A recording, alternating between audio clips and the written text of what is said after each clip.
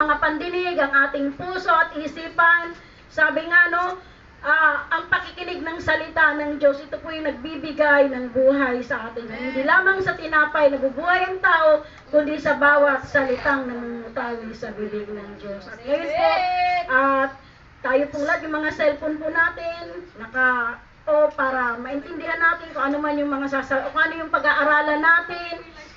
At patuloy po natin, sabi nga, namnamin yung salita ng Diyos na pag-aaralan natin sa umagang to na siyang nagbibigay ng kalakasan sa ating lahat. At tinatawagan ko po ang butihing pastor, matyagang pastor na patuloy na nagtuturo sa atin, nagbibigay ng lakas para tayo ay patuloy na manampalataya sa ating Panginoon, si Pastor Edwin Apple. Isang malakas na palakpak para sa ating Diyos.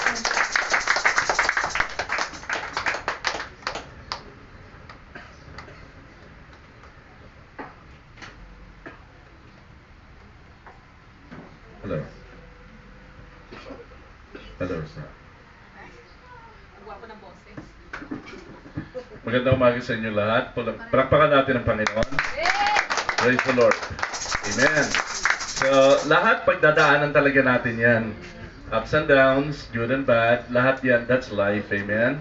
Okay, so, what makes us different from others who don't have the Lord is the Lord. Yun lang yun. But everything else is the same. Okay? Lahat yan, pagdadaanan natin yan. Amen? Ang magiging kaibahan lang natin is yung ating gabay galing sa Panginoon. Amen? So, purihin ang Panginoon. Palakpakan natin muli ang ating Panginoon Diyos. So, ngayong umaga ay isa pong napaka-interesting na topic ang aking inihain para sa inyo. Masarap na pagkain ito.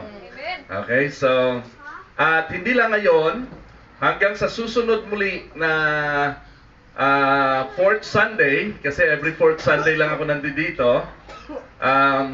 So nilulubos-lubos ko na parati, parang sa ganon, mapakain ko kayo ng masarap at talagang hindi nyo malilimutan yung sarap ng inyong kinakain. Amen? Na salita ng Diyos. Okay? Hindi siya yung pangkaraniwan na exhortation lang or encouragement. Ito ay nagtuturo tayo ng karunungan at kaalaman ng mas malawak at mas malalim sa salita ng Panginoon at sa ating buhay dito sa sanlibutan. Purihin ng Panginoon. So, ang ating topic ay ngayong araw ay tungkol sa Great Tribulation. Okay? Sino na sa inyo nakarinig ng Great Tribulation na topic? Taas ang kamay. O, yung hindi pa, babalik na rin ko yung tanong. Yung hindi pa narinig yun, ngayon pa lang narinig. Oh, ang dami. Talaga ba? Okay. So, papaliwanag natin yan, mala roller coaster. Ang ating pag-uusapan ngayon, kung kayo'y nagsusulat, isulat niyo po at reviewin niyo. Don't take me at my word. Okay? So, wag niyo akong paniwalaan sa mga sinabi ko. Okay? O sinasabi ko. Gusto ko pong magduda kayo sa lahat ng sasabihin ko upang sa ganon kayo ay magbuklat ng Biblia at saliksikin niyo. Kung tama ba totoo ang mga pinagsasabi ko dito. Amen po ba? Okay? So, hindi ko ipipilit sa inyo ang mga bagay-bagay. Ito'y aking ipapahayag lang. Naalala niyo si Jesus? Pag siya'y nag-preach, malalim, mahiwaga, bago sa pandinig ng mga tao, pero hindi niya pinapaliwanag. Tama? Okay? Bahala kayo, maintindihan niyo o hindi. Basta sinabi ko sa inyo, Diyos na bahalang magpaliwanag sa inyo. Ang mahalaga masabi. Tama po ba? Yun ang pangangaral. Mahalaga may pangaral. Ang pagtanggap ng taong makikinig ay iba. Ibang usapan yon. Amen? Si God ang kikilo sa mga taong nakikinig. Si God din ang kumikilo sa taong nagpapahayag. Pero kung ang ipinapahayag ay ang salita ng Diyos, kikilos si Lord. Kapag ang pinapahayag ay hindi ang salita ng Diyos, kundi ang salita niya, personal na karanasan, personal na buhay-buhay, opinion, ideya, yun ang mahirap. Amen? So ngayong araw na to, tatalakayin natin ang tungkol sa Great Tribulation. Sa Tagalog, isang napakalaking kapighatian. Kapighatian. Sabihin mo sa iyong katabi, Dumanas ka na ba ng kapigatian? Tanungin mo. Matagal na po. Yung iba. Okay. Ito naman ay Great Tribulation. Mas matindi ito. Okay. So, at pagkatapos ito, sa susunod naman na isisiris ko kasi siya. Tatalakayin ko ang Book of Revelation. Hindi ko didiscuss lahat. Ituturo ko lang ang kabuuan ng mga salaysay sa Book of Revelation. Ito yung tinatawag na the eschatology. Okay? The study of future events, mga magaganap sa daigdig, sa tao at sa buhay ng mga tao at sa kasaysayan. So, ipapaliwanag natin yan. Second coming, ang ipapaliwanag natin sa susunod, and then rapture. Pagkatapos ng rapture, saan tayo mapupunta? Anong mangyayari sa kasaysayan ng daigdig, sa mga Kristiyano at hindi Kristiyano? Ano ang mga susunod ng mga magaganap? Okay? Pagkatapos ng lahat nito. Subaybayan niyo po ito dahil hindi po ito itinuturo ng madalas sa atin o karaniwan. Ano po? So, ngayong umaga, tatalakayin natin ang tungkol sa Great Tribulation. Sadali muna tayong manalangin.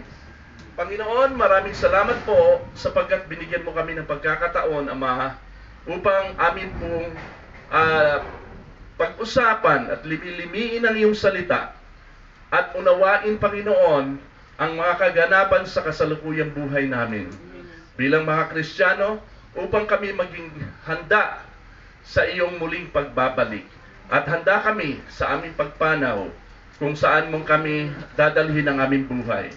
Lord, salamat sa iyo sapagkat sa dami ng tao pinili mo kami na ilan sa mga taong makapakinig na mga katotohanang hindi tinuturo sa eskwelahan, hindi naririnig, napapanood sa TV at sa radyo, at hindi mo maririnig kahit saan, kundi dito lang sa iyong salita. Salamat sa araw na ito, Diyos. Purihin ka, mamanguna ka sa pangalan ni Jesus. Amen. Yes, tuloy po natin. Palakpakan natin si Lord yan. Malakas. Okay, naniniwala tayo. We believe that the Great Tribulation period being the worst catastrophe. Alam mo yung salitang catastrophe? Isang dilubyo. Being the worst catastrophe the universe is yet to suffer towards the end time will prelude the return of Jesus Christ. Malalalim itong mga sinulat ko rito. Ano ba to? Okay, tatagalogin natin. No? Ang Great Tribulation daw, ang kapighatiang darating, no? Ito daw ay magpapauna o pasisinayaan niya ang muling pagparito ni Kristo.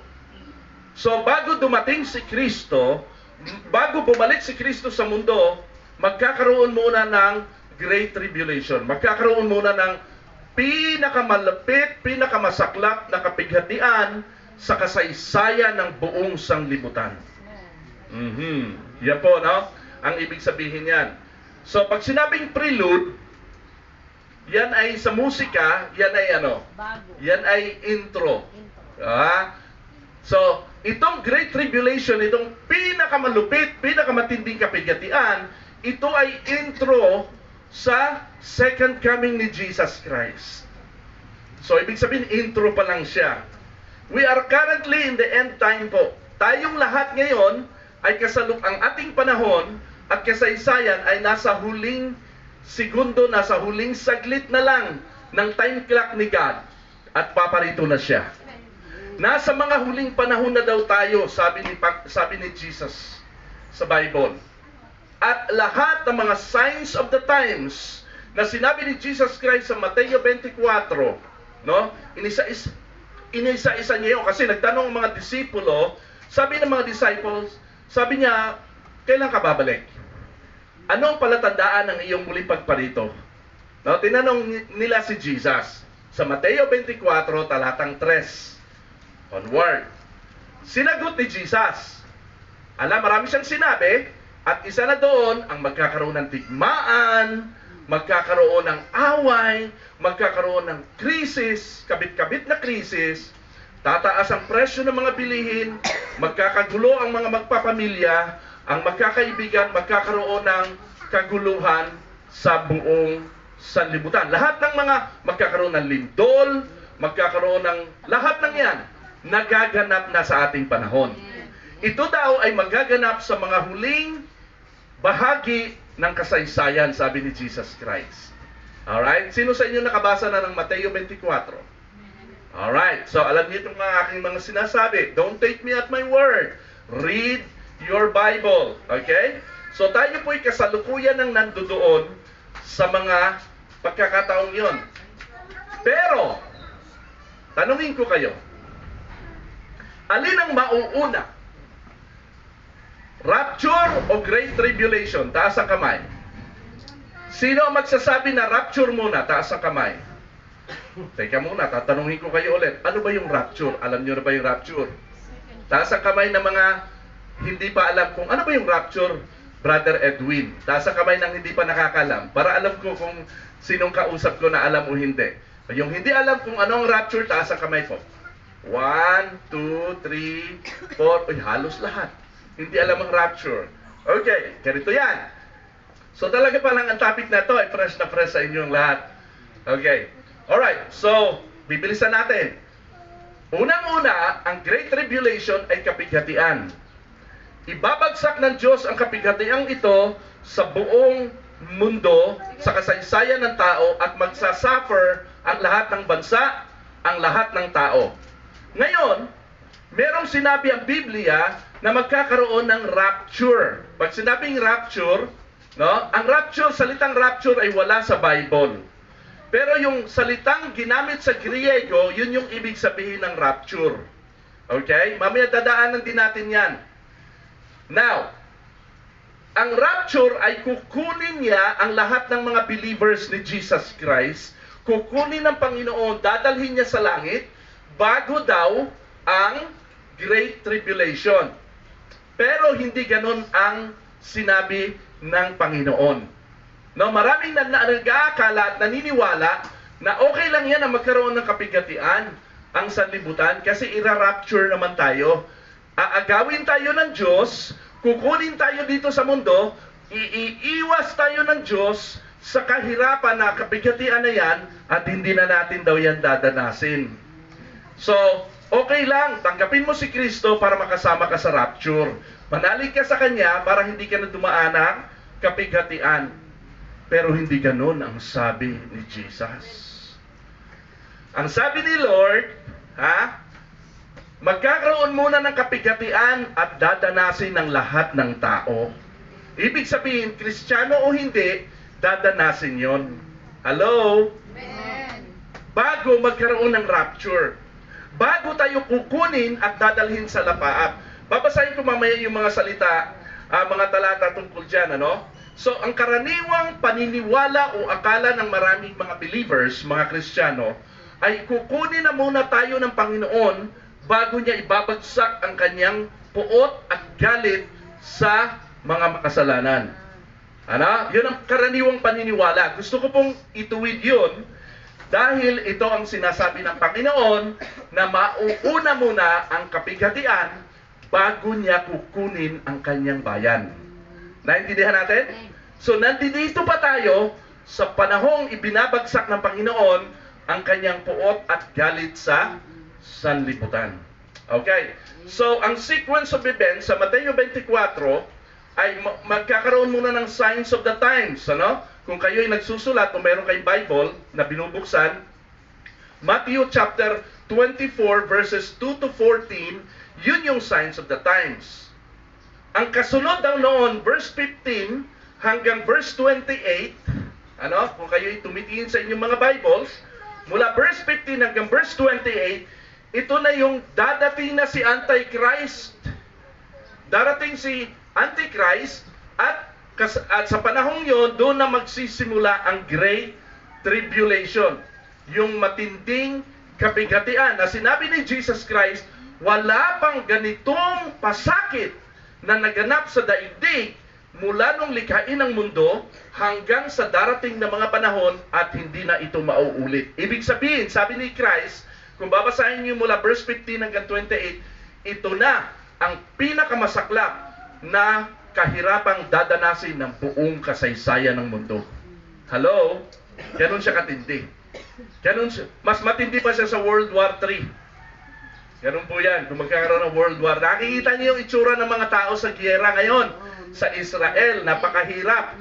No? Walang kuryente, walang tubig, walang pagkain, walang masilungan. Di lang alam kung hanggang saan lang. Mas matindi pa dyan. No? Yang nangyayari ngayon sa Israel, no, na pinagtutulungan sila ngayon, ito ay nasusulat sa Biblia na magaganap. Sabi ng Panginoon, papalibutan ang kanyang bayan ng mga kalaban. Ito na yon. Lahat ng mga hindi kapanalig sa bayan ng Panginoon, pinapalibutan at lahat sila gustong girahin ang Israel. Nagaganap na yan. Naintindihan natin? Yung hirap na yan ay bahagi ng signs of the times of the end time. No? Mga palatandaan na nalalapit na nga na matupad ang muling pagparito ng Panginoon. Ang susunod na magaganap ay darating at magpapakilala ang Antichrist. Ang Antikristo. No? Kapag dumating na ang Antikristo at sa sobrang kaguluhan ng daigdig, no, ang mangyayari siya ang mag-take over ng regiment at ng daigdig. No, magkakaroon niya ng one world government. No, papasimunuan niya at ang taong ito, ang Antichrist na ito ay very charismatic. No, madali niyang akitin ang mga tao dahil mahusay siya manalita, mahusay siya sa lahat ng aspeto, at i-unite niya ang mga taong nagkakagulo, ang Israel at ang ibang mga bansang lumalaban sa Israel. Magkakaroon ng peace treaty. No? Gusto ng lahat ng bansa yan, kapayapaan at katahimikan. Kaya siya ngayon ang iluluklok bilang presidente o namumuno sa one world government.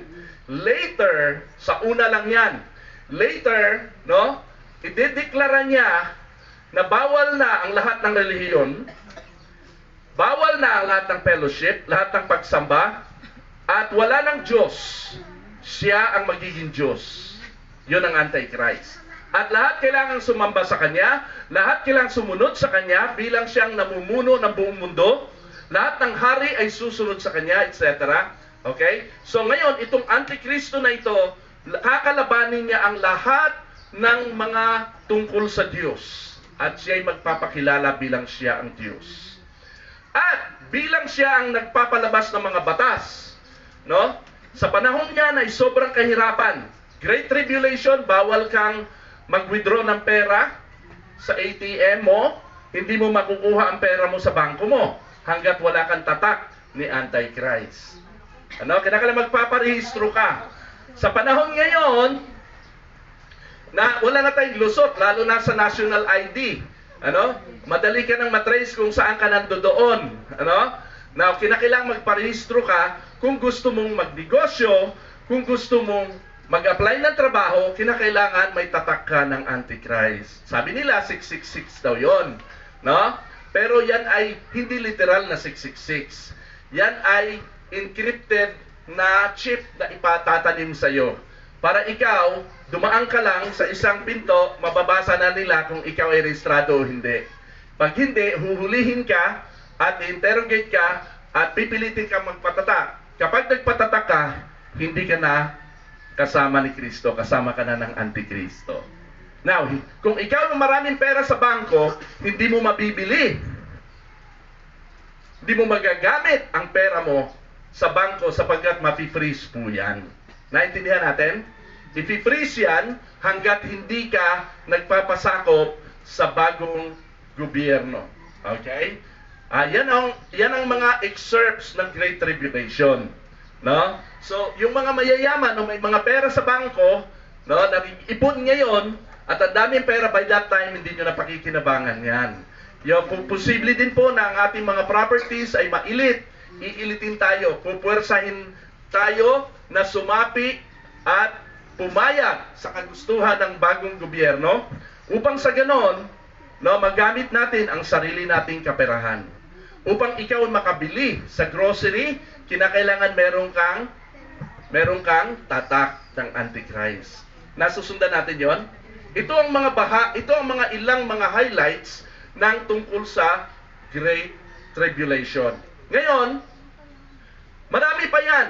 Ito mga sinabi ko, kapranggot pa lang ito, ng ilang mga bagay na posibleng maganap. Kaya lang pinauna ko na para magkaroon kayo kagad ng ideya sapagkat bago pala ito sa inyo. Okay? So, ngayon, yan ang Antichrist. Marami nagsasabi, nung dumating yung 18th o 19th century, may mga nagtuturo po na nagkaroon ng pag-asa ang mga tao. Okay lang yan daw na merong Great Tribulation na darating dahil ira-rapture naman tayo. Ano yung rapture? Yung ang tanong. Ira-rapture muna tayo bago daw dumating ang Great Tribulation. Matagal po akong naniwala sa ganon. Mula nung ako'y bata pa hanggang ako'y lumaki, nagkaedad. Yun ang akala ko. Sapagkat ang mga magulang ko yun din tinuro sa akin na sabi pa nga nila, huwag ka na mag-aral. Huwag na kayo mag-aral kasi masasayang lang, ira-rapture din naman tayo eh. Ano ba yun? Lumipas na mga panahon, wala pang rapture na nangyari. Na tumaas na mga presyo ng mga bilihin, wala pang rapture na nangyayari. Hindi pa tayo kinukuha ni Lord. Puro kahirapan ang dadanasin natin, tapos mas mahirap pa ang dadating. Alright. So, anong ibig sabihin? Dumating yung time na pinag-aralan ko at nireview ko ito, napagtanto ko, mali ang aking inaasahan. Magkakaroon muna ng kapighatian bago dumating si Kristo. Sa makatuwid, normal lang yung mga paghihirap nating mga Kristiyano. Amen? Kapag tayo'y naghihirap, dumaranas sa mga trials at pagsubok dito sa ating kasalukuyang panahon at buhay, na wala pang kapighatian, nasa mga mabababaw na trials pa lang ito, kapag tayo'y dumaranas ng ganon, ito po'y i-embrace po natin. Huwag nating sipain na parang nagagalit tayo sa mga pagsubok na dumarating sa atin. Bakit puro na lang problema nangyayari sa buhay natin? Nagsisimba naman ako Faithful naman ako kay Lord nagbibigay naman ako, pero bakit marami pa rin mga problema dumarating sa buhay natin? Huwag ganon. Sapagkat hindi pa yan. Lahat ng tao'y dumaranas niyan. Amen? Magpasalamat ka kasi yung ibang tao na dumaranas niyan, hindi nila alam na merong Panginoon na pwede nilang lapitan. Amen?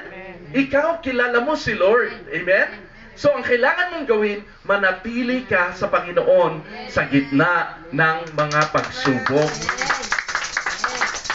Dahil hindi pa yan. Sabi ng Panginoon, di pa yan anak, mas marami pang dadating. Iingatan kita po, protektahan kita sa mga darating na mga problema at mga pagsubok, manatili ka lang tapat sa akin. So yung una, signs of the times, number 1. Number 2, na masunod-susunod na mangyari sa Mateo 24, verse 15 to 28, darating si Antichrist at Great Tribulation na. Yung Great Tribulation daw po, 7 years daw po itong magaganap. 7 years na maghihirap ang buong daigdig. Pahihirapan ng Diyos. At ang mga Kristiyano ay nandyan pa din. Kasunod, yung pangatlo ay yung second coming of Jesus Christ. Ito na yung panahon na darating na, bababa na si Jesus Christ. At ito, napaka-exciting. Doon na magaganap ang rapture. So, ibig sabihin, papahintulutan ng Panginoon na tayo ay dumaan sa buhay ng kahirapan at pagdurusa sa panahong ito ng last days bago gunawin ang daigdig. Naintindihan natin? No? Para nang sa ganon, mapili at mahanap, makita kung sino-sino talaga ang mga tunay at totoong Kristiyano na kasama ni Kristo at kung sino-sino ang hindi. Dahil sa panahong ito, sa panahong ito ng kahirapan, ito ang panahon na masusubok kung ikaw ba talaga ay mananampalataya o hindi. Hello? Naintindihan natin? Madali po kasing magsimba, madali kasing magpuri, madaling umawit, madali magpasalamat sa Diyos kapag ikaw ay pinagpapala. Naintindihan natin? Pero papaano kung ikaw ay pinapalo? O papaano kung ikay pinararanas ng mga matitinding mga kahirapan na pagsubok, ikaw pa kaya ay makakalundag at makakasigaw ng papuri sa Panginoon? Hello? Ha? Naintindihan natin? Now, sa Great Tribulation, dito masusubok ang mga tunay at hindi tunay na Kristiyano. Marami po ang mawawala, marami ang aalis, sapagkat kailangan nilang umalis. Alam niyo kung bakit? Hindi lahat ng tumatawag sa akin, Panginoon, Panginoon, ay makakapasok sa kaharian ng langit. Hala? Narinig niyo na yung linyahang yan? Sino nagsabi niyan? Si Jesus mismo. Mateo 7. Hindi lahat ng mga nagsasabi, Panginoon, Panginoon, ay papasukin sa kaharian ng langit. Kundi yaon lamang mga sumusunod sa kalooban ng aking Amang nasa langit. Amen. Yes, palakpakan natin ng Panginoon. Marami pong sumusunod ngayon na hindi na susunod later. Hello? So, doon masusubok kung sino ang mga tunay at hindi tunay. Amen. Nasusundan natin. Very basic, So, ang rapture po ay hindi natin kailangan paghandaan. Kasi bigla na lang itong mangyayari. So, sa susunod na natin i-discuss yan. Now, sa Mateo 24, pinag-iingat ni Lord, ni Jesus, ang mga disipulong kausap niya na sinagot niya kung kailan siya darating, anong mangyayari, mag-ingat kayo. Ibig sabihin, nandito pa ang mga Kristiyano sa panahong iyon. Ang rapture ay hindi magaganap before the reign of the Antichrist. Magkakaroon muna, mauna muna si Antichrist bago magkakaroon ng rapture, bago dadating si Christ. So, hindi pwedeng mauna si Jesus Christ na bababa sa lupa at kukunin ang mga anak niya, ira-rapture, at si Antichrist ay ihuhuli na. Hindi ganon ang mangyayari. Sabi ni Jesus sa Mateo 24, darating na muna si Antichrist. Magkakaroon na muna ng kapigatian sa lahat. Mahihirapan na muna kayo.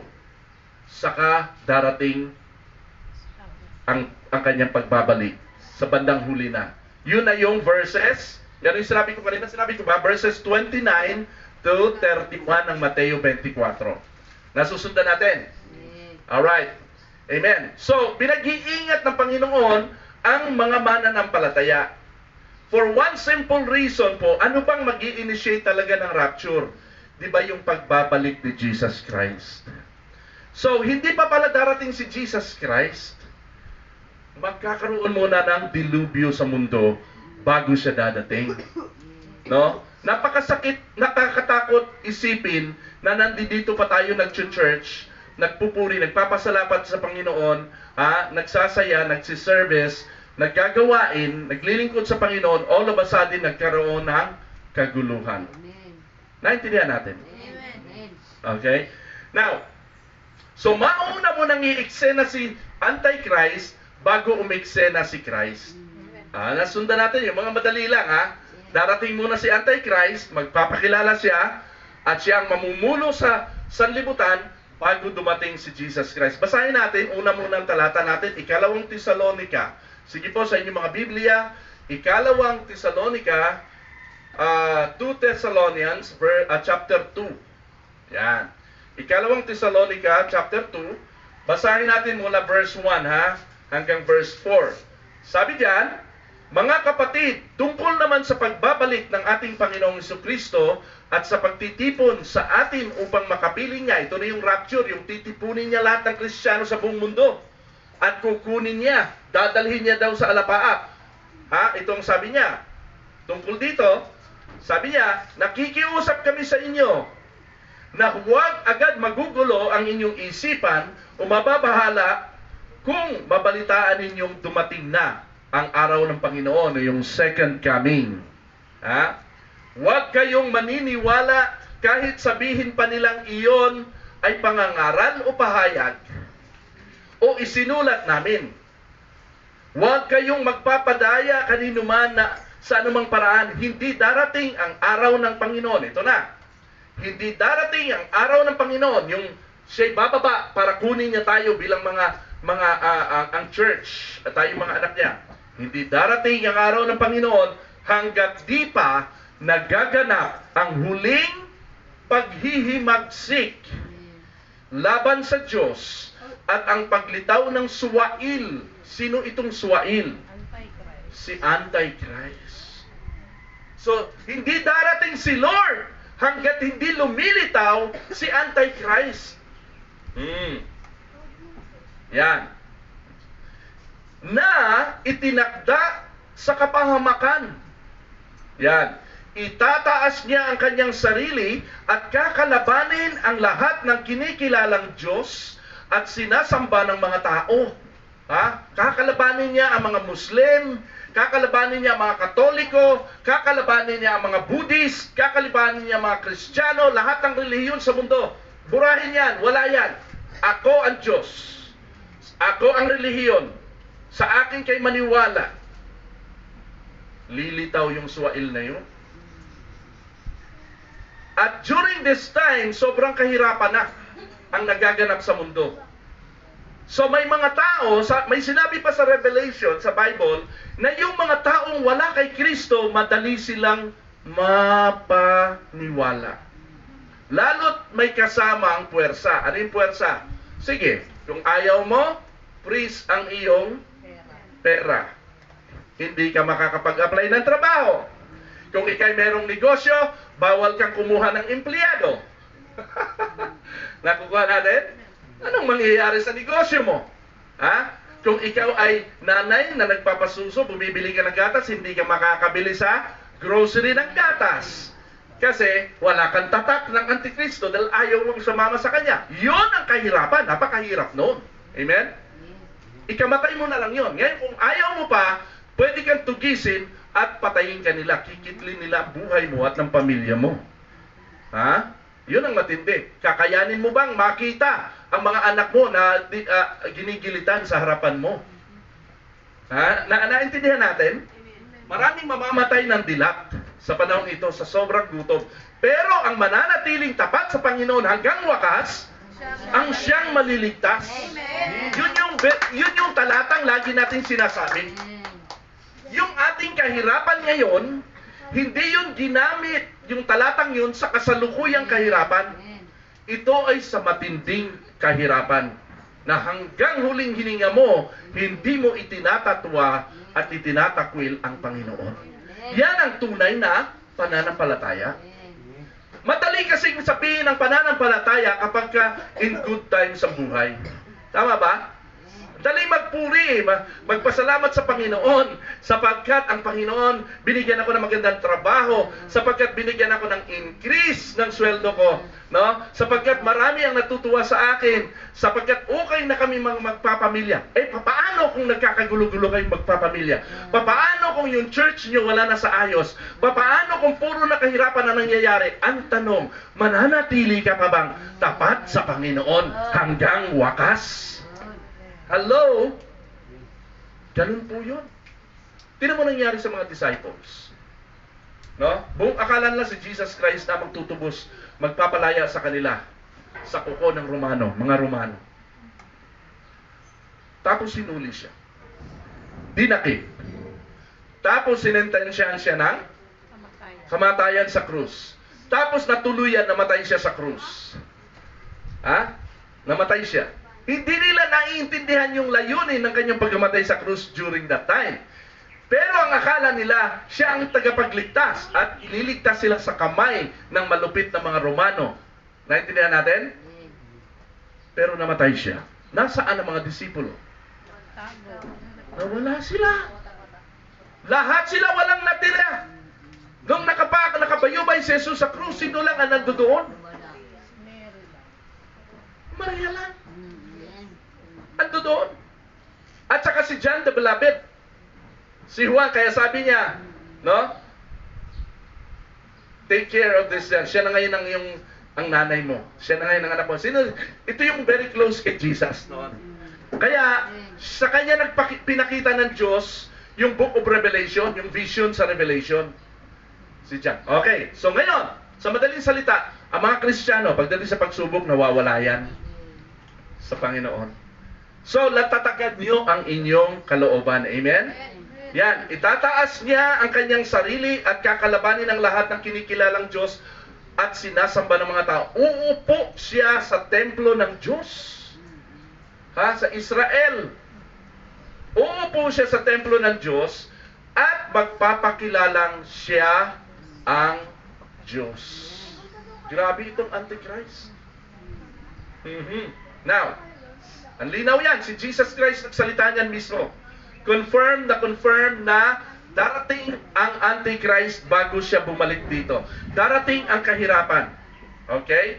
Now, basahin natin ang Pahayag 13. Sige po, lipat niyo sa Pahayag, Revelation chapter 13. Ito yung parallel verse nitong ating binasa. Ito yung katumbas ng mga... Dito sa binasa natin, si Jesus ang nagsalita dito. Dito naman sa Pahayag 13, Revelation 13, ang nagsalita dito ay si Juan, si John the Beloved. At ito, ang kanyang kinukwento dito ay in the form of a vision. Ito'y pangitain. Pinakita kay John ang magaganap sa mga panahon na ito. Okay, basahin natin verse 1. Pahayag 13:1. Pagkatapos ay nakita kong umaahon sa dagat ang isang halimaw. Sabihin natin halimaw. Anong ibig sabihin ng halimaw? Pagka nakabasa kayo sa Bible ng halimaw, hindi po ito monster.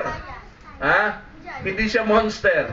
Pag sinabing halimaw sa Ingles ay beast, ito po'y matinding personalidad, magaling, mahusay, halimaw. Sa simpleng salita natin, hayop sa galing. Ganun yan. Diba, tawag nila, kina Michael Jordan, yung mga magagaling sa NBA, kina Cristiano Valdez, Valdez tuloy. Yung sa football, Ronaldo, Cristiano Ronaldo, ito yung mga beast, ito yung mga halimaw sa kanilang larangan. Naintindihan natin? Ang halimaw naman sa negosyo, sina Bill Gates. Yan. Pag sinabing halimaw, beast. Yan. So ito kasi pagsasalarawan o vision. Pagkatapos ay nakita kong maahon sa dagat ang isang halimaw. Pag sinabing dagat, ito'y simbolo ng napakadaming tao. Nasa dinami-dami ng tao na panimoy dagat, may isang lumilitaw na napakahusay. Yan ang Antichrist. Isang halimaw na may 7 ulo. Ibig sabihin, meron siyang mga daladalang, sabi nila dito, mga bansa ito eh. Ang tinutukoy dito, 7 ulo at 10 sungay. Hindi ito literal, Ito'y pagsasalarawan. May korona ang bawat sungay nito at sa bawat ulo ay nakasulat ang pangalang lumalapastangan sa Diyos. Yan Ang halimaw ay parang leopardo. Ang mga paa nito'y tulad ng mga paa ng oso. At ang ibibig ay parang bibig ng leon. Ibinigay ng dragon, ito na yung diablo ibinigay ng dragon sa halimaw ang kanyang sariling lakas. Binigyan siya ni Satan ng malakas, ng puwersa at kapangyarihan. Sariling lakas, trono at malawak na kapangyarihan. Ang isa sa mga ulo ng halimaw ay parang may sugat na nakamamatay. Saka na natin pag-usapan ng mga detalye na to. Sinamba ng lahat ng tao ang dragon sapagkat ibinigay nito ang kanyang kapangyarihan sa halimaw. Okay, sino itong dragon? Ito yung diablo. Salain mo sambahin mo ang diablo. Sinamba ng lahat ng tao. Sabihin natin, lahat ng tao. Buong mundo ito. Sasabi sa diablo. Sinambaran rin nila ang halimaw at sinabi nila, sino ang katulad ng halimaw? Sino ang makakalaban sa kanya? Pinahintulutang magsalita ng kayabangan ng halimaw. Ayan na. Lumapastangan sa Diyos at maghari sa loob ng 42 buwan. Ang pangalan, ito na, nilapastangan niya ang pangalan o ang Diyos ang pangalan ng Diyos, ang tahanan ng Diyos, at ang lahat ng nakatira doon. Pinahintulutan din siyang digmain. Ito na, puro pahintulot. Ibig sabihin, kaya niya nagagawa ito kasi God allowed him. Naintindihan natin? So pag mayroong mga pangit na nangyayari sa ating buhay, huwag nating kontrahin. Tama yung word. Kasi, kaya nangyari ang pangit na yan, kasi pinahintulutan niya ng may kapal. Hindi magaganap ang lahat ng mga pangyayari o anumang kaganapan pag walang pahintulot sa itaas. Naintindihan natin? Yan. So kapag nangyari, ba't nangyari sa amin to Lord? Ibig sabihin, pinahintulutan niya ng Panginoon. Ito, ano yung sabi diyan? Nasusundan niyo po ba ito? Verse 7. Pinahintulutan din siyang digmain ang church. Digmain ang mga Kristiyano. Hindi sinabi diyan, ano? Pinahintulutan din siyang digmain at lupigin ang mga hinirang ng Diyos. Anong sabi diyan? Digmain at lupigin. Ay, matatalo tayo. Hello? Papahintulutan ng Lord na matalo ang kanyang church. Papahintulutan ng Lord na mahihirapan ang mga tao, ang mga mananampalataya. Doon, matinding pagsubok talaga to. Ito, great tribulation talaga. Ngayon kasi, pag nag-pray ka, Lord, no? Tinutugon ng Panginoon, pinoprotektahan ka ng Panginoon. Amen?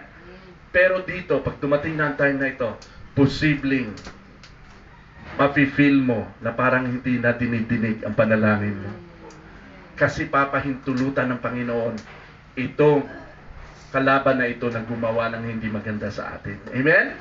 At lulupigin niya ang church. Ang sabi pa rito, lulupigin ang mga hinirang ng Diyos at binigyan siya ng karapatan. Ito na naman.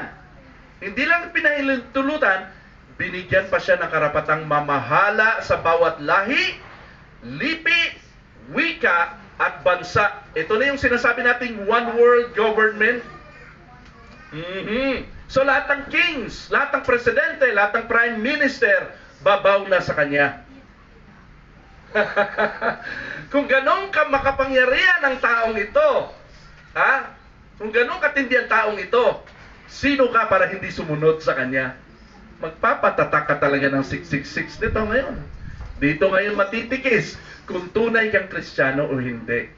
Ngayon kasi di natin makikilala kung sino ang tunay at hindi. Amen? Okay. Pero pagdating ng time of tribulation, dito masusubukan. Kaya ngayon pa lang po mag-practice na tayo sa kahirapan para sanay na tayo pagdating sa panahon na yun. Amen po ba? Amen? So sanay na. Ang hirap na yan, hindi bago sa akin yan. Marami na akong dinadanas na hirap. Mas matindi pa ang darating now. Ito kasi, hindi ito inaasahan ng maraming Kristiyano kasi daw ang sinasabi, ang laging tinuturo sa simbahan, ira-rapture na muna tayo. Okay lang yan, di natin dadanasin yan kasi kukunin ka na ni Lord dyan, sasagipin ka na, aalisin ka na ni Lord. At teka muna, sino bang kausap ng Diyos dito at ni Juan dito? Ba't sinasabi niya mga Kristiyano? Mga hinirang ang salita. Lulupigin ang mga hinirang. Nandyan pa ang mga hinirang. Hindi ba tayo kinukuha ni Lord? Kasi kung ganon, na wala na tayo dito, hindi na dapat sasabihin ito. Karo po ba? Verse 8, sasamba sa kanya ang lahat ng nabubuhay sa ibabaw ng lupa, maliban sa mga taong ang mga pangalan ay nakasulat sa aklat ng buhay. Wow! Maliban sa mga tunay na mananampalataya, hindi talaga yan sasaba. Magkamatayan na. Maski patayin mo na ako, hindi talaga ako magpapatatak. Hindi talaga ako magsasamba sa iyo. Kunin nyo na lahat ng gusto nyong kunin. Kahit buhay ko, kunin mo na. Hindi ako susunod sa iyo. Amen? Yes, amen. Palakpakan natin si Lord.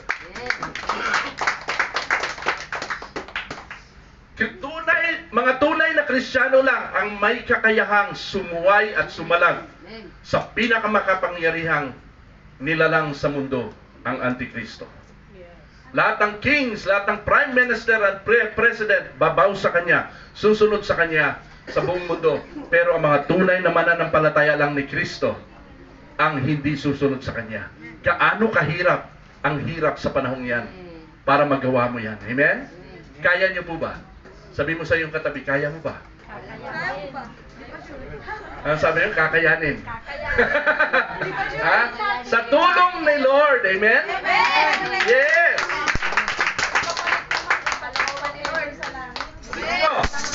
Sasamba sa Kanya ang lahat ng nabubuhay sa ibabaw ng lupa, maliban sa mga taong ang mga pangalan ay nakasulat sa aklat ng buhay bago pa likhain ang sanlibutan.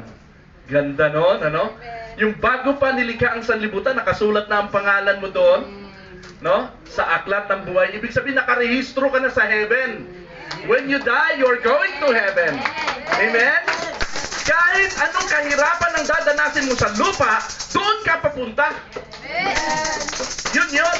Kung alam mong ikaw ay nakasulat ang iyong pangalan doon sa heaven, mano ba namang maghirap ako rito? Mamimiss ko din yung kahirapan na yan pag nandoon na ako.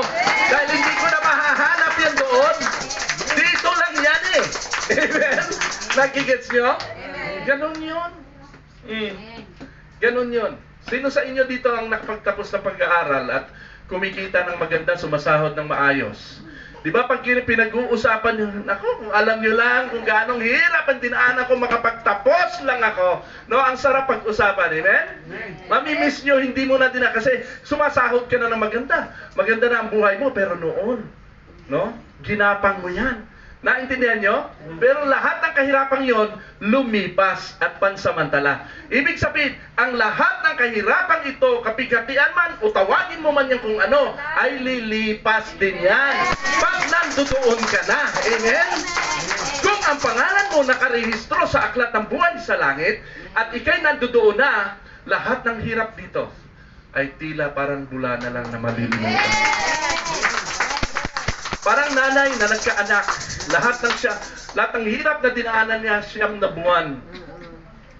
Nung siya'y nagkaanak, nablik niya ang uha ng bata. Ay, malaking release. Amen? No? Nung siya'y nanganganak, sinasabi na, hindi na ako uulit, ayoko na. Nung nakapanganak, isa pa. Hello? Ganun lang yan. Pero ang mga tunay na Kristiyano lang ang mananatiling tapat hanggang wakas. Tunay na mananampalataya lang ang hindi bibitiw kay Lord hanggang sa huli, sa kabila ng lahat. Ano pang sabi dito sa verse 9? Ang lahat ng may pandinig ay makinig. Ang sino mang itinakdang mabihag ay mabibihag nga. Oh, ibig sabihin, may Kristiyanong mahuhuli rito. May Kristiyanong mapupugutan ng ulo rito. Ha? Hello? Ha? Yan. Ayan. Ang itinakdang mamatay sa tabak, ay sa tabak nga mamamatay. Oh, matindi talaga to. Ito'y isang panawagan na magpakatatag at manatiling tapat ang mga hinirang ng Diyos. Nandito pa nga tayo noon. Amen. Hindi pa nagkaka-rapture. Dadaanan pa din natin to. Sa sobrang lupit ng Antikristo at ng mga kaganapan sa mundo at kahirapan ng buhay, daraan ka sa ganitong mga matitinding pagsubok. Kaya ang sabi rito, isang panawagan. Oh, matindi. Nananawagan talaga, magpakatatag. Sabi mo sa iyong katabi, magpakatatag. Pag may pagsubok, pag may problema, pag may pangit na nangyari, magpasalamat sa Diyos. Ganon yun. Hindi yung nagpapasalamat lang tayo dahil may pagpapala. Tandaan po natin yan. Amen? So yun po. Ang nagsabi dito, nabasa na natin ang sinabi ni Pablo sa 2 Tesalonica. Ngayon naman, ang binasa natin yun ay si Juan ang nagsabi na nandito pa nga ang church. Pangatlong taong babasahin natin na magsasabi ng kamukha din ito, no? Na nandito pa tayo sa earth, hindi pa tayo nira-rapture, no? Alam niyo kung sino? Si Jesus. Ha? Ito, so babasahin natin next ang sinabi ni Jesus na nandito pa ang church bago dumating ang bago siya babalik. Mateo 24, verse 15. Andiyan na kayo? Mateo 24, mula verse 15 hanggang 21 o 22. Babasahin ko po siya, ha? Kapag nakita ninyong nagaganap na sa dakong banal, ito yung Jerusalem. Ha? Ito kasi ang sentro ng worship noon eh. Kapag nakita na ninyo, ano ibig sabihin nito? Nandito pa tayo noon. Nakikita ng mga Kristiyano, hindi pa tayo nira-rapture. Yan. Kapag nakita ninyong nagaganap na sa dakong banal ang kasuklam-suklam na kalapastangang tinutukoy ni Propeta Daniel. Ito yung binasa natin kanina, si Antichrist. Kapag nakikita na ninyong nagaganap na sa dakong banal ang kasuklam-suklam na kalapastangan ng tinutukoy ni Propeta Daniel, unawain ito ng nagbabasa, ang mga nasa Judea ay dapat tumakas papunta sa kabundukan. Pinapatakas tayo. Umalis na kayo dyan. Para huwag kayong tamaan ng kaguluhan dyan. Huwag kayong tamaan ng kahirapan dyan kasi nandyan bumubuhos ang tindi ng kapigatian. Ang mga nasa Judea ay dapat tumakas papuntang kabundukan. Ang nasa kabundukan o bubungan ay huwag nang mag-aksaya ng panahon na kumuha pa na kahit ano sa loob ng bahay. At ang nasa bukid ay huwag nang umuwi upang kumuha ng balabal. Sa mga araw na yon, kawawa ang mga nagdadalang tao at ang mga nagpapasuso. Allah. Now, sa atin na mga may edad na, pwedeng kinuha na tayo ni Lord bago mangyari ito. Pero paano yung mga anak at apo natin? Hello? Nako, baka maabutan pa kayo. Turuan nyo na sila ng kahirapan ngayon pa lang. Ready nyo na sila. Dapat ready yung mind nila dito para hindi sila nagugulantang sa mga nangyayari. At kukwestiyon nila. Tao kasi, pagka may mga mahihirap na mga pangyayari, kinukwestiyon ng Diyos. Kasi alam ng tao, ang Diyos ang pinakamakapangyarihan sa lahat at walang mangyayari kung hindi pinahintulutan ng Diyos. Diyos, ba't mo ito pinapahintulutan? Ano bang nagawa kong mali? Ano bang kasalanan nagawa ng pamilya ko? Ba't kami ba? Ang dami naman diyang masasamang tao, ba't hindi na lang sila? Yan ang reklamo natin parating, di ba? Tama ba? Huwag kayong ganun. Dahil dito pinagpauna na, sinabi na sa atin na dadanasin ito ng mga tao kahit mabubuti. Kasi ang tao ay kinikilala ng Diyos ay hindi dahil siya'y mabuti o masama. Lahat ng tao sa tingin ng Diyos ay hindi matuwid, makasalanan. Amen? Ang ating kabutihan, anya, ay parang basahan lang sa mata ng Diyos. Huwag tayong magmalaki na matinong tao ako, Lord. Mabuting tao ako, Panginoon.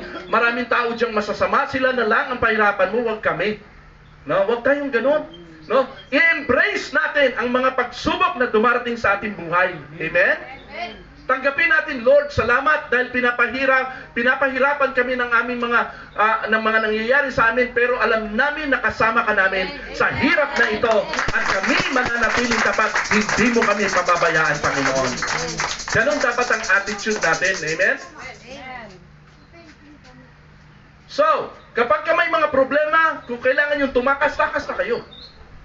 Umalis na lang kayo. So pinapaiwas tayo ni Lord. Ang sabi niya, sa mga araw na yon, kawawa ang mga nagdadalang tao at nagpapasuso. Ipanalangin ninyo. Eto na. Magiging prayerful ang mga tao sa panahon ito. Mapupuno ang mga prayer meeting dito. Mga panahon ngayon, ang mga prayer meeting, walang tao. Ang mga overnight prayer, wala halos dumadating. No? Kung konti ang mga dumating dyan, late na late pa. No? So, pero sa panahon ito, na puro nakahirapan, si Lord na lang ang tanggulan. Madadami ang tao dito. So sabi dito,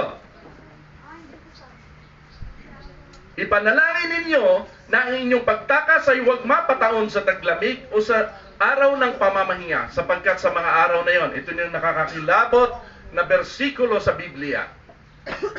20. So tandaan nyo, if you can memorize it, memoryahin nyo, Mateo 24:21. Sapagkat sa mga araw na yon, ang mga tao ay magdaranas ng matinding kapigatian. Hindi pa nararanasan mula ng likhain ang sanlibutan hanggang sa ngayon at hindi na mararanasan pa kahit kailan. Yun ang Great Tribulation. Ipanalangin ninyo sa makatuwid bagay, nandito pa kayo. Dadanasin niyo yan. Papahintulutan niya. Amen ba? Amen. Huwag kayong magpa-backslide pag may makahirapan. Ganun yun. Ha? Oh. Verse 22, at kung hindi pinaikli ng Diyos ang mga araw na iyon, walang taong maliligtas sa sobrang tindi ng kapigatiang ito. Ikamamatay ng lahat ng tao. So, ang gagawin niya sa sobrang bigat ng katastrofe, no, ang gagawin ng Diyos ay paikliin niya para mabilis siyang dadating. Mas dadating siya at kukunin niya na ang mga hinirang, ang mga ngunit, ito sabi diyan, ito ang isang gusto kong verse dito sa lahat ng mga binasa natin. At kung hindi pinaikli ng Diyos ang mga araw na iyon, walang taong maliligtas. Ngunit, alang-alang sa mga hinirang. Sino yung mga hinirang? Tayo yon. Alang-alang sa mga hinirang, paiikliin ng Diyos ang mga araw na iyon. Amen? Woo! Ibig sabihin, pinararaan man tayo ng Panginoon sa mga matitinding pagsubok, nandyan siya kasama natin at gumagawa din siya ng pamamaraan para ingatan tayo, protektahan tayo, sagipin tayo sa kabila ng katuparan ng kanyang mga propesiya. Prophecy kasi ito kailangan mangyari ito. Hindi po pwedeng hindi mangyari ang mga nasusulat o propesiya sa kakapray mo. Lord, huwag mong hayaan na magkagera dyan sa Israel. Huwag mong hayaan na sugurin kami ng mga Chino sa aming bansa. Huwag mong hayaan na bagsakan kami ng bomba dito. Kakapray natin, hindi mangyayari yun. Hindi pwede. Kailangan mangyari dahil propesiya yon. Pag sinabing propesiya, kailangan maganap. Amen? So walang ito yung prayer na hindi pwedeng tugunin ng Panginoon. So mali pala yung prayer na sinasabi natin, Lord, huwag mong hayaan, Panginoon, nagtirahin kami ng mga Chinese. Huwag mong hayaan, Panginoon, na dito magbombahan sa Pilipinas ang mga Amerikano, ang mga Australiano, Canadian, at naglalaban sila, inaaway lang Chinese kami, nakukot. Nahuhuli sa gitna, nababagsakan kami ng mga bomba nila. Hindi ganoon. Paano kung pinahintulutan? Kanina, ilang beses natin binasa yung salitang pinahintulutan. Ha? Ibig sabihin, merong permissive will si Lord sa mga masasamang pangyayari. Anong gagawin mo? Kukontrahin mo si Lord? Kukontrahin mo ang will ni Lord? Kakapray mo na, Panginoon, wag. Huwag mong kunin ang asawa ko. Huwag mong kunin ang anak ko, Panginoon. Huwag. No? Hindi dapat ganun ang attitude natin. Ang attitude natin ay, Panginoon, let your will be done. Amen. Let your will be done. Yan ang tunay na pananampalataya. Si Job, naalala niyo yung kwento ni Job? Si Job, pinakamayamang tao sa Far East. 10 ang anak. 10 ba siya? 10 yata. Ang pupugi ng mga anak. Gaganda. Ang yaman-yaman. Pinakamayaman siya. Tinitingala. Sabi ni Satanas, kaya naman yan nananampalataya sa iyo kasi lahat ng kailangan niya, binibigay mo. Tinutugon mo lahat ng prayer niya. Siya pinakamayaman Kunin mo lahat ng yan. Tanggalin mo lahat ng yan. Di ba? Tatalikuran ka niya. Sabi ni Satan kay God. Laking tiwala ni God kay Job. Sabi ni God kay Satan, sabi niya, sige, tingnan natin. Papahintulutan kita, payagan kita. Gawin mo lahat ng gusto mo. Isang bagay lang huwag mong gagawin. May hangganan. Ano yung hangganan? Huwag mong kukunin ang buhay ni Job. Huwag mo siyang papatayin. Ang pinakamasakit sa pagsubok, yung mawala yung mga anak. Nagkandamatay lahat ng mga anak. Ano pa? Naubos lahat ng karayarihan niya. At ito matindi. Nagkaroon pa siya ng mga bukol-bukol, pigsa dito. Saan ka naman makita? Nakita na kayo ng taong may pigsa sa mata? Ang hirap nun. Lahat may bukol, may pigsa. Ang hirap. No? At ito ang pinakamatindi. Lahat ng yung dinanas na ni Job, pagkatapos yung asawa niya na pwede niya masandalan, lahat ng kaibigan niya, ano na siya tinanggihan na siya. Pero ang asawa niya, hanggang ngayon pa ba naniniwala ka sa Diyos? talikuran mo na yan, Diyos, at murahin mo na siya. Sumpain mo na. Anong sabi ni Job? Anong sagot niya? Hello? Anong sagot ni Job? Sa Ingles, ha? Mas kabisado ko sa Ingles, eh. God gives and God takes away. Blessed be the name of the Lord. Ang Diyos ang nagbibigay, ang Diyos din ang kumukuha, bumabawi. Purihin ang Panginoon. Ibig sabihin, in good times, in bad times, pupurihin ko ang Panginoon. Hindi lang ako nagpupuri sa Panginoon dahil maganda nangyayari sa buhay ko. Amen? Pupurihin ko ang Panginoon kahit anong mangyari sa akin. Yan ang tunay na mananampalataya.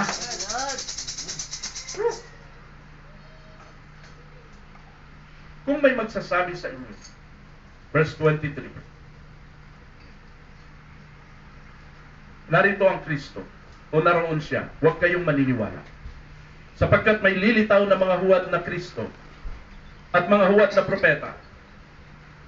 Magpapakita sila ng mga kamangha-manghang himala at mga kababalaghan upang iligaw ang kung maaari maging ang mga hinirang ng Diyos. Ito pong binabasa ko, ang purpose ko, ba't ko binabasa lahat ito? Para madaanan yung mga salitang mga hinirang ng Diyos. Ibig sabihin kasi no, nandito pa yung mga hinirang na yun sa gitna ng mga dinadaanang kapighatian. Na maraming mga churches po ngayon na nagtuturo na hindi na raw natin ito dadaanan. O ngayon, alam nyo na ha, si Jesus Christ nagsabi nito. Kanina binasa natin, Pahayag 13, si Juan na nagsabi. Kanina earlier binasa natin, Ikalawang Tesalonica 2, si Pablo nagsabi. Tatlo na nagsabi. Ha? Si Pablo, si Juan, at saka si Jesus. Na nandito pa tayo sa gitna ng kapighatian. Ibig sabihin, huwag nating paghandaan ang rapture. Huwag nating paghandaan ang masaganang buhay. Alam niyo yung rapture kasi, masarap na buhay kasi yun. Alam niyo kung bakit? Ayoko kasi ipauna. Natitemta kong ikwento sa inyong rapture eh. Pero next time ko na ikukwento yun, magtatapos na kasi ako eh. Gusto ko tapusin, oh. Mag-iisang oras na ako, 1 minute na lang, oh. Now, sa susunod yun, tatalakayin ko yung rapture. Ha? Magandang buhay naman yon. Ha? Masarap naman yon. Ito, puro kapighatian muna. Ibig sabihin, bago tayo dadanas ng maganda, kapighatian muna. Bago dumanas ng maganda, si Job, dumaan muna siya sa matinding kapighatian. Alam niyo po ba si Lord, pinapadaan niya ang lahat ng mga mananampalataya niya sa mga matitinding kapighatian? Sa buong Old Testament, ha, sinulat ko rito, wala na akong oras eh. Lalagpasan ko to, nandito pa siya sa baba eh. Ayan o. Ha? Lalagpasan ko lang dito. Isa-isahin ko lang at dito ako magtatapos. Hanapin ko muna siya. Na gusto ko po sabihin sa atin, sa lahat ng mga pagsubok natin na ito, iingatan tayo ng Diyos. Hindi niya tayo papabayaan sa gitna ng mga problema. When there is no way, God will make a way. Amen. Kapag wala nang solusyon tayong maisip, si God ay merong solusyon. Ang imposible ay magiging posible kapag kakamay na ang Diyos ang pumapasok doon. Amen? Old Testament history of God allowing believers to go through tough times before rescue. Ha? Sa lumang tipan ito ha, example, mga Israelites. Sa kalagitnaan ng mga pang-api ng mga Egyptians, sa mga Israelites, inapi na muna sila ng maraming taon ang mga Israelites. Kasi ang nangyari, ganito yan ang kwento ng mga Israelites. Dumami sila, nakatira sila sa Egypt. Alam niyo yung storya ng mga Israelites? Nakatira sila sa Egypt. No? Tapos dumami sila ng dumami. Naging palaanakin sila. At karamihan sa mga anak pa naman nila, mga lalaki. Dumami ng dumami, hanggang mas madami na sila kaysa mga Egyptians. Sabi ng mga Egyptians, naku, dumadami na sila. Baka tayo sipain dito sa ating bansa. Sila na ngayon ang magiging ang papalit sa bansa natin. So ang gawin natin, pahirapan natin sila, para makita nila na tayo naghahari-harian dito, mga Egyptians tayo eh. Sila mga dayo lang sila eh. Pero mas marami na sila sa atin. So ngayon, daan taon ng bilang noon, kaya dumami ng ganun. Ngayon, pinahirapan ng mga Israelites. Hanggang dumating yung time, nakaka-pray nila, Lord, tulungan mo kami. Dumating si Moises. Pinadala si Moises. Ha? Ngayon, nung dumating si Moises, dumaan na muna sila sa hirap. Amen po ba? Hindi yung itinaka sila, hindi na sila pinadaan sa hirap, dumaan na muna sila ng hirap bago dumating ang rescue. Bago dumating si Moises. Kita mo yung history ni God sa Old Testament. Padadaanin ka niya sa hirap bago ka niya i-rescue. Para doon masusubok ang iyong faith at makikilala mo ang miracle ng Panginoon. Yan yung una. Pangalawa, nung hinahabol na sila ni Paraon, ng hari ng Egypt, sila'y pinayagan na, lumalabas na sila sa Israel, sa Egypt, at sila'y magpapakalayo-layo na, pupunta na sila sa ilang para sambahin ng Panginoon. Nagbago ang isip ni Paraon. Hinabol sila ngayon. Di, pabalikin natin, sayang. Wala nang magtatrabaho sa atin. Sila pa naman yung mga malalakas ang busy. Sila yung nagtatayo sila ng mga building dito. Wala sino magtatrabaho. Tayo mga Egyptians, tamad tayo eh. O sila yung mga magagaling eh. Ha? So ngayon, alam niyo mga Israelites, magagaling yan. Maskiyan ka ngayon. Kita niyo naman sa kanilang mga firepower, yung mga baril nila, mga tangke nila. At liit-liit na bansa nila. Alam niyo po ba, may mapa ako. Doon sa mapa ko, hindi ko lang mapakita sa inyo eh. Kayo, i-google nyo. Kung ganito kalaki ang Pilipinas, ang Israel ay ganito lang kaliit, itong botones na to. Probinsya lang ng Or sabihin na lang natin, para to be exact, mas maliit pa ng konti sa Palawan. Ganun lang kalaki ang bansang Israel. Pero kinatatakutan ng buong mundo sa kanilang firepower. Mahusay ang Israel kasi. Sila lang yung merong Iron Dome. Alam niyo yung Iron Dome? Nakikita yung mga sundalo, nagkakantahan, nagpupuri sila sa Diyos, nagkakantahan sila. Wala silang pakialam sa mga dumarating ng mga rocket dyan kasi yung Iron Dome, sinasalubong at nagsasabog-sabugan ng mga missile doon sa taas dahil sa kanilang naimbentong Iron Dome. Okay, later na natin yan. So, magagaling itong mga Israelites ito, hinabol nila para pabalikin. Nasukol sila sa Red Sea, hindi na sila makatawid. Dagat doon, bundok dito, nandito sa likod ang kalaban, sukol na sila. Ano gagawin natin? So si Lord na gumawa ng paraan. Hinati yung Red Sea, yung dagat, para doon sila tatawid at makatawid sila papuntang Saudi Arabia. Saudi Arabia na kasi yung kabila. Egypt ito, Saudi Arabia yung kabila. Gaano kahaba yung tatawidin nila? Alam nyo gaano kahaba? 21 kilometers ang lalakarin nilang dagat. Na ang tubig ay tumaas ng papagano. At tumawid sila sa dry land. Paano nagkaroon ng dry land doon? Ayon sa mga archaeologists na nag-research sa lugar na tinawiran nila Moises, noong unang panahon, paano nagkaroon ng bridge? Dagat yun. Tapos, yung lapad daw ng bridge na lupa, papunta doon lang sa lugar meron. Yung lapad daw noon ay kalahating kilometro. Sukat lang makakatawid ang libo-libong tao. Alam nyo gaano kalalim sa Eilat Deep? Ang tawag doon sa kabila, Eilat Deep, yung bangin ng ilalim ng Red Sea. Yung kabila ay Aragones Deep. Gaano kalalim? 5,000 feet ang lalim, 6,000 feet ang lalim, pero nagkaroon dito ng lupa. Milagro ng Diyos, nilagyan niya ng bridge para matawiran ng mga Israelites. Amen? Yan ang bagong discovery ngayon ng mga archaeologists. Ganon si Lord. No? Padadaanin kanya muna sa takot at hirap bago kanya bibigyan ng tulay. Bago niya hahawiin ng dagat. Amen? Para ikaw ay makalusot. Ang dami pa niyan. Ang mga kabataan, sina Shadrach, Meshach at Abednego. Kilala nyo? Kilala nyo? Shadrach, Meshach at Abednego. Mga magkakaibigan. Hindi sila sumamba. Hindi sila sumunod sumamba sa tribulto ni Nebuchadnezzar. Ano nangyari? Anong ginawa? Pinapon sila sa hurnong apoy at pinainit pa ng 7 doble yung hurnong apoy para malusaw sila kagad doon sa loob ng hurno. Ay, kalain mo, nasa loob sila ng hurno, nagpupuri sa Panginoon, hindi sila nasusunog. At sabi ng mga kasama, 3 lang yung isinapon natin sa loob at naging 4. Parang yung isa sa kanila, parang Diyos. Parang anak ng tao, parang si Jesus yung nandoon kasama nila. Grabe, ano? Pero dumaan na muna sila sa pagkakataong yun bago sila sinagip ng Panginoon. Hindi sila iniwas sa mga problema. At tayo kasi gusto natin makaiwas sa problema. Pero si Lord hindi, padadaanin ka niya para niya maranasan ang himala ng Diyos. Si Propeta Daniel, hinayaan ng Diyos na mapasok sa kuweba ng leon para lapain ng mga leon.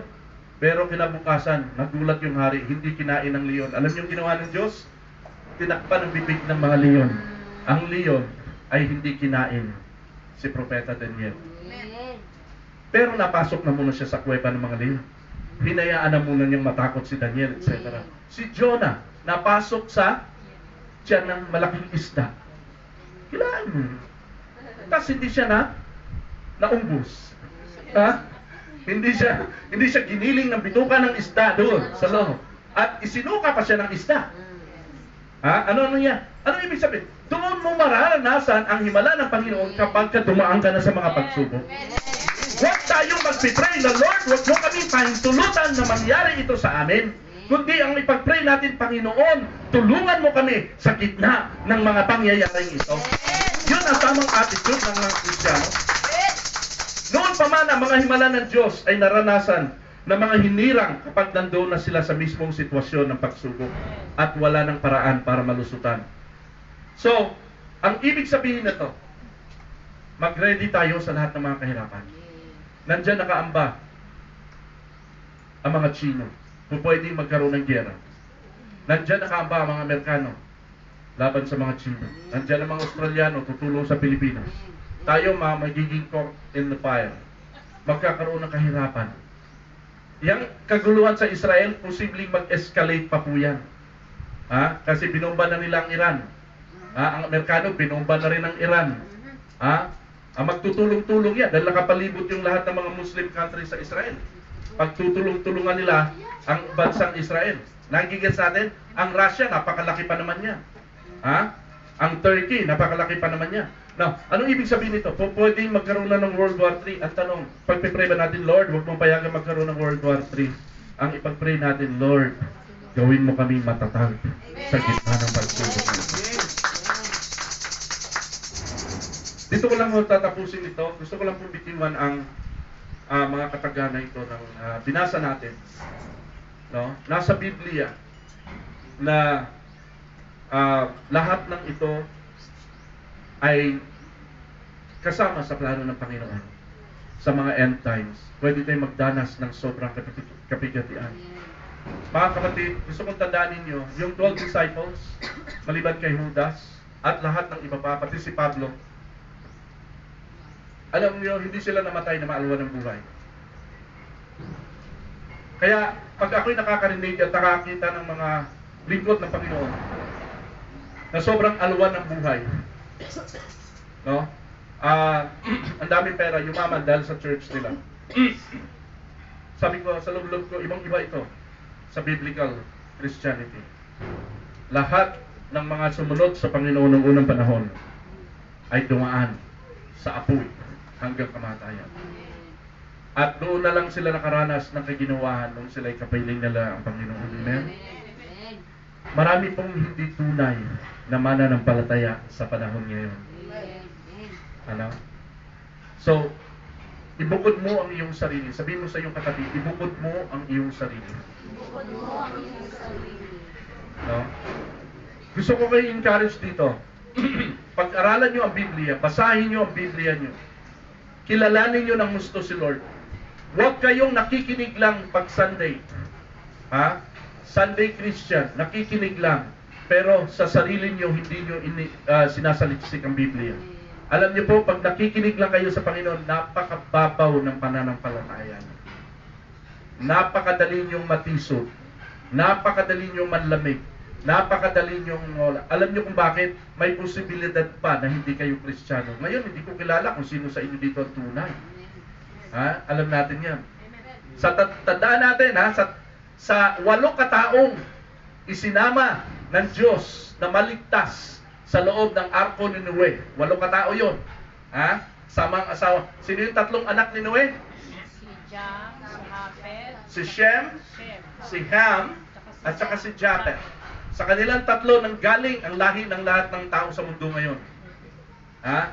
Saan galing ang mga atheists? Saan galing ang mga hindi naniniwala sa Diyos? Sa kanila din, sa mga anak din ni Noe. Saan galing ang mga kumakalaban sa Diyos? Saan ang galing ang lahi ng mga Muslim?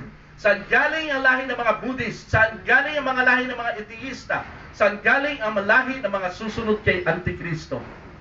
Di ba sa kanilang tatlo lang din? Doon lang din. Sa mga anak natin, pwede mo silang dalhin sa Panginoon ngayon. Pero hindi natin alam kung sino sa kanila ang titiwalag sa Panginoon balang araw.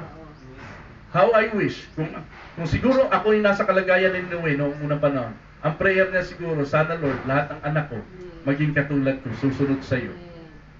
Pero hindi natin masasabi. Ikaw, ang kaligtasan ay personal na kaligtasan. Hindi mo po pwedeng idamay ang pamilya mo. Si Lord ang nakakalam kung sino ang mga magiging anak niya sa pamilya mo. Let's just pray, Lord, Panginoon, ibukod mo ako. Amen? Tayo natin tumayo. Let's pray. Dakilang Diyos, maraming salamat, Panginoon, sapagkat kasama ka namin sa gitna ng kapigatian. At hindi mo kami iiwan at pababayaan. Klaro yan sa amin, Panginoon, sinabi mo sa iyong salita. Maging matapang nawa kami, Panginoon. Maging matatag kami kung ano man ang problema at pagsubok na darating sa amin. Magpasalamat nawa kami, Panginoon, sa lahat ng sitwasyon, good or bad. Itaas ka nawa namin, Panginoon, sa aming mga pagpupuri, sa kabila ng mga pagsubok sa buhay namin. Na makilala, Panginoon, ang aming pananalig sa iyo ay galing sa iyo, hindi galing sa mga resulta ng mga magagandang bagay na nangyayari sa aming buhay. Sapagkat sa panahong ito ng mga last days, sa panahong ito na nalalapit na ang iyong muling pagbabalik, rampant na, Panginoon, ang mga kaganapan na sisikil sa aming pananampalataya. Na kung hindi kami mananatiling matatag at matapat sa iyo, mapapabilang kami sa mga tao na hindi kumikilala sa iyo.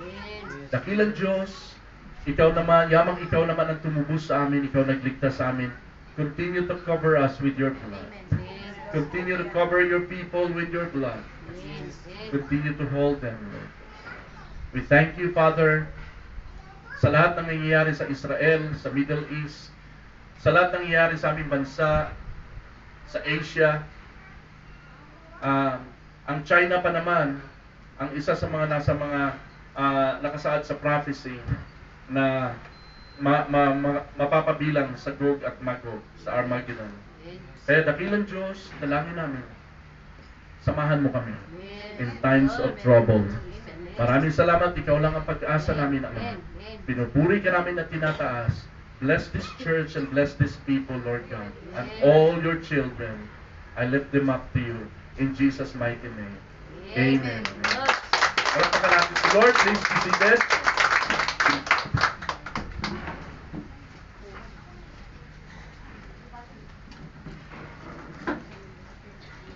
So praise God, no? Ang ganda ng pinag-aralan natin ngayon. Talagang pinapaghanda tayo sa darating na kahirapan. Natatawa lang ako dun sa magsanay na ng kahirapan. Kasi kami po, sanay na kami dyan, di ba? Sanay na daw.